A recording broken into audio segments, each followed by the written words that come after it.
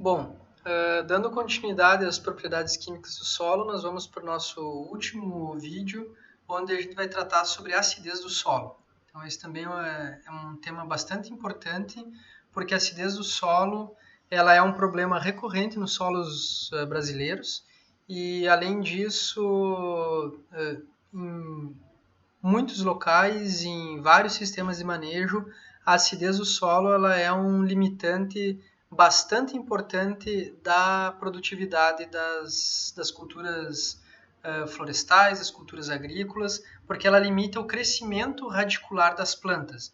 Então, vocês imaginem, pensem numa árvore que tem um sistema radicular bastante profundo, e que esse sistema radicular, no seu desenvolvimento, ele não consegue aprofundar. Essa é uma das consequências do alumínio sobre o sistema radicular das plantas. Um sistema radicular que não consegue se aprofundar, ele consequentemente ele vai ter uma menor capacidade de absorção de água e uma menor capacidade de explorar um grande volume de solos e absorver nutrientes. Então, essas são as consequências da existência da acidez no solo. Nesse vídeo a gente vai ver da onde vem a acidez, como essa acidez pode ser corrigida e os impactos da acidez, da presença de alumínio tóxico, sobre o sistema radicular de plantas. Então, a acidez, o que a gente chama de acidez no solo, é gerada quando cátions básicos são substituídos por H+, e Al3+ no solo. O que são cátions básicos? Cátions básicos são cálcio, magnésio e potássio. Basicamente são esses. Cálcio, magnésio e potássio. E aí nós temos a acidez, ela é dividida, a gente divide para fins de entendimento, em acidez ativa e em acidez potencial. Então, a acidez ativa, ela se deve aos íons H+, aos prótons, que estão na solução do solo. Lembra na solução do solo? Então, dissolvido no meio daquela solução, tem vários nutrientes, tem vários outros átomos, e entre eles o H+. Então, tem uma série de H+ ali. A acidez ativa, ela é rapidamente neutralizada quando a gente coloca uma base no solo. Na área agrícola, na parte de correção de solo, que a gente usa predominantemente para corrigir a acidez do solo, é o calcário. Então, o calcário a gente vai ver como que ele neutraliza essa acidez, mas esses H+, eles são, se a gente fosse pensar na quantidade de calcário que a gente aplica, uma quantidade muito pequena seria necessário só para neutralizar os prótons que estão na acidez ativa. O grande problema é a acidez potencial. A acidez ativa ela é expressa pelo valor de pH. Então, lá no laudo da análise de solo, a gente vê o pH. A acidez potencial que é o grande problema, porque o que acontece quando a gente neutraliza esses H+ que estão em solução? Lembram que a solução está em equilíbrio com uma série de outros componentes do solo, do sistema solo. Então, quando esses H+ aqui eles são neutralizados, vem outros H+ que estão em equilíbrio na solução. Então, a gente precisa também neutralizar a acidez potencial, isso que entra na conta para a necessidade de calcário, como vocês vão ver na disciplina de fertilidade. Então, o que a gente chama de acidez potencial é a soma dos hidrogênios e do alumínio que estão absorvidos no solo. Ou seja, é a capacidade que o solo tem de repor esses íons positivos que são neutralizados pelo que a gente aplicou ali. Provavelmente vai ser calcário que a gente vai aplicar para neutralizar a acidez do solo. Então, o pH do solo ele é o potencial de hidrogênio, a quantidade de H+ no solo, numa escala que varia de 0 até 14. O pH natural de um solo vai variar aí de 2,5, um pH bastante ácido, até um pH em torno de 4, raramente vai 4, 5, raramente a gente vai ter um pH natural do solo acima de 5, acima de 5,5 nas condições de solo do Brasil. Então, em geral, os nossos solos são ácidos, aí um pH vai ficar em torno de 3,5, 4, 4,5. Então esse é um pH que vai ser preciso corrigir para a maioria das culturas de exploração econômica que nós desejamos cultivar. A gente vai ver por que disso mais adiante. Então, a acidez do solo, como eu estava falando, temos a acidez ativa.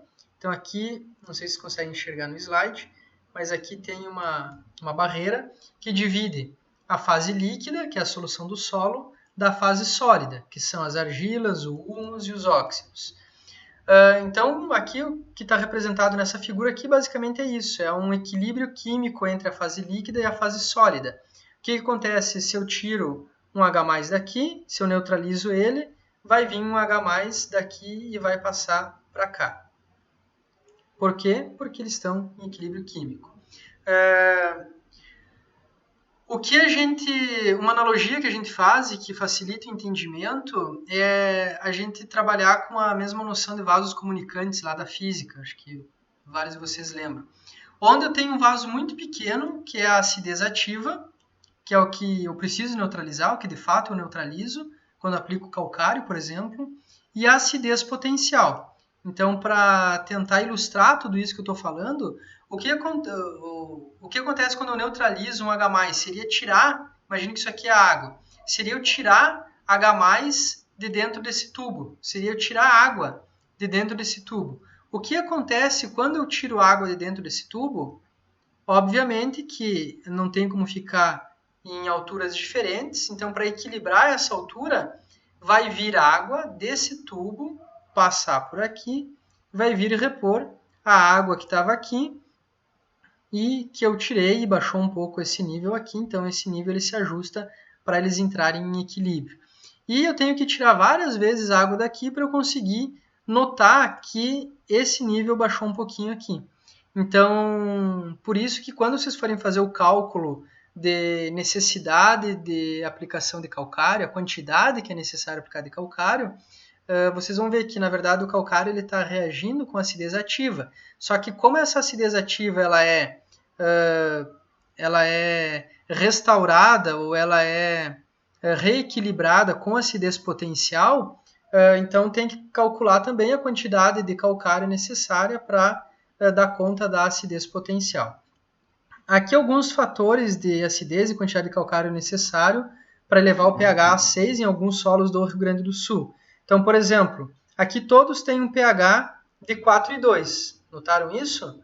Teores de matéria orgânica diferente, teores de alumínio diferente, teores de H diferente e teores de argila diferente. Então, vejam, qual é o recado importante aqui? A acidez ativa de todos é a mesma. Todos esses solos têm o mesmo pH, notaram? pH 4,2. No entanto, a necessidade de calcário, aqui medido em megagramas por hectare ou em toneladas por hectare, vai variar de 4,1 em um argissolo vermelho até 16 toneladas em um cambissolo. Então, como que solos com o mesmo pH vão ter necessidades de calcário tão diferentes? Basicamente porque eles têm teores de matéria orgânica diferentes, então vejam, matéria orgânica no cambissolo muito maior, a quantidade de alumínio no cambissolo muito maior também, e a quantidade de H+ no cambissolo muito maior, além do teor de argila no cambissolo ser superior ao do argissolo vermelho. Então, tudo isso, essas são reservas de acidez dentro de um solo, e isso implica numa necessidade de calcário muito maior. Ou seja, esse tubo aqui ele é muito mais largo em um cambissolo do que ele vai ser num argissolo. Então, imagine que o argissolo podia ser dessa largura aqui e num cambissolo dessa largura aqui. Então, a reserva para repor o que vai sendo neutralizado na acidez ativa vai ser muito maior no cambissolo. Por isso que a necessidade de calcário é tão mais alta. Então, aqui são os fatores. Então, ácido carbônico, alumínio, adubos acidificantes, todos eles são fontes de H+, então isso que faz com que a acidez potencial aumente, a mineralização dos componentes orgânicos, os compostos orgânicos, liberação de H+ pelas raízes, com o aumento do pH, alguns grupos, também alguns grupos químicos, como óxidos, hidróxidos de ferro e alumínio, eles liberam também H+. Então, são diversas as fontes que fornecem H+ para o solo. Então, a gente viu de onde que vem esse H+, agora vamos ver como que a gente faz para sumir com ele do solo. Então, basicamente, como eu falei, a gente consegue isso aplicando calcário. Então, o calcário aqui ele está representado pelo carbonato de cálcio. Ele é uma mistura de carbonato de cálcio com carbonato de magnésio. Aqui eu coloquei só uma para ficar mais limpo o slide para a gente se concentrar. Então, imagine aqui quando vocês lerem esse carbonato de cálcio, leiam um calcário. Esse calcário, quando ele é aplicado no solo, ele tem uma reação lenta, ele vai reagindo lentamente com a água e acontece um fenômeno que a gente chama de dissociação. Então, ele libera o cálcio, que vai ser um nutriente para a planta, e reage na reação com a água, ele vai formar HCO3-, um ânion, e vai formar um OH-. Esse OH-, ele vai ir lá na solução do solo e vai reagir com um H+. Então, aqui começa a neutralização. Esse HCO3-, ele também vai reagir com um H+. Quando ele reage com um H+, aqui acontece uma outra reação química que vai formar gás carbônico e vai formar água. Vejam que quando essa água se forma e quando esse gás carbônico se formam, tem fim a reação.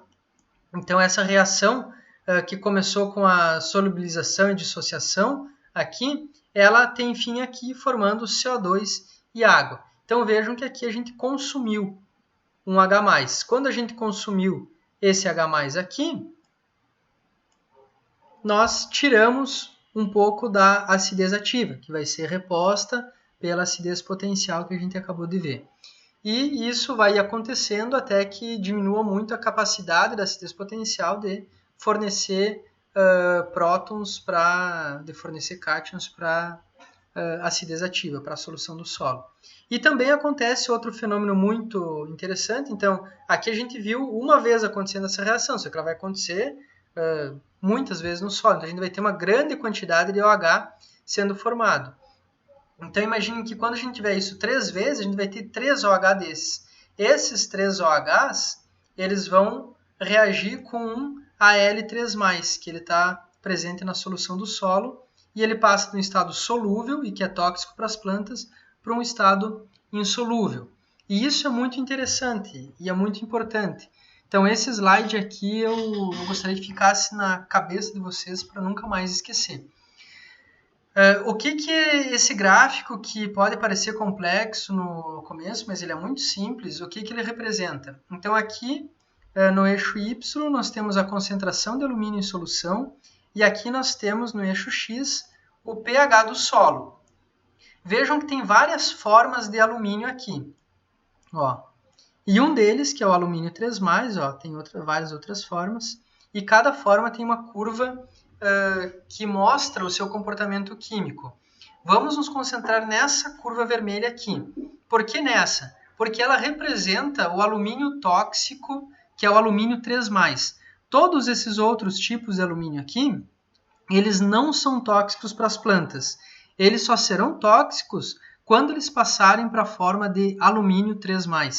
Então, alumínio trivalente. Esse alumínio é o tóxico para as plantas. Esse aqui é o que causa problema no sistema radicular.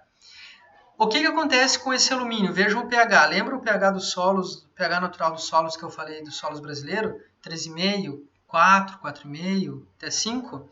Então vejam, 3,5, um pH aproximadamente 3,5, eu tenho uma alta concentração de alumínio tóxico no solo. O que acontece quando a gente aplica algum corretivo de acidez, por exemplo, um calcário, ele vai começar a aumentar o pH do solo.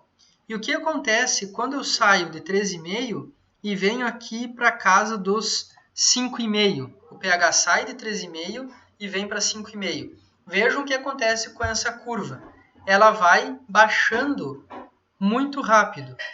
Então, ela sai de uma Vejam que isso aqui tem escala log, então daqui para cá se multiplica sempre por 10. Então, quando eu começo a andar para a direita, a partir do 13,5 em direção ao 5,5, a quantidade de alumínio tóxico em solução vai baixando muito. Tanto que quando chega aqui um pH próximo a 5,5, entre 5,5 e 6, eu tenho uma quantidade de alumínio que é praticamente zero em solução do solo. Então, isso é o que acontece quando a gente aplica calcário no solo, aumenta o pH, diminui o alumínio tóxico para as plantas. E aqui o que acontece em um sistema radicular com alumínio em solução. Então vejam aqui uma raiz de milho que foi desenvolvida em um sistema com zero, sem nada de alumínio. Olhem o tamanho desse sistema radicular. E em doses crescentes de alumínio, vejam aqui quando a gente chega numa concentração de 0,8 milimol de alumínio na solução. Mesmo milho, plantado no mesmo dia, conduzido da mesma forma, a única diferença é que um era sem alumínio em solução e outro com uma concentração maior de alumínio. Vejam o sistema radicular. Qual será dessas duas plantas que vai conseguir absorver mais água, que vai conseguir absorver mais nutrientes, explorando um volume maior de solos? Não preciso nem responder essa pergunta, vocês conseguem ver nitidamente nessa imagem. Então, o efeito desse alumínio tóxico é a redução no desenvolvimento das raízes pela inibição da divisão celular, pouca ramificação das raízes em função da desorganização meristemática que o alumínio acarreta lá no plano celular das plantas, no tecido da raiz das plantas, e também leva a uma baixa absorção, uma baixa concentração de fósforo na planta. Aqui outras imagens, como a primeira também, aqui uma imagem de microscopia, para vocês verem um sistema radicular, lá o meristema de crescimento lá da raiz, em uma raiz que está bastante saudável, e aqui o que acontece com o meristema quando ele cresce em um local com bastante alumínio. Então o meristema ele fica ele é muito afetado, ele não tem esse crescimento retilíneo aqui, com a ponta bem formada como ele deve ser. Então isso aqui é uma raiz que vai ficar encurtada, ela não vai conseguir crescer e vai ter uma quantidade de raízes também muito menor.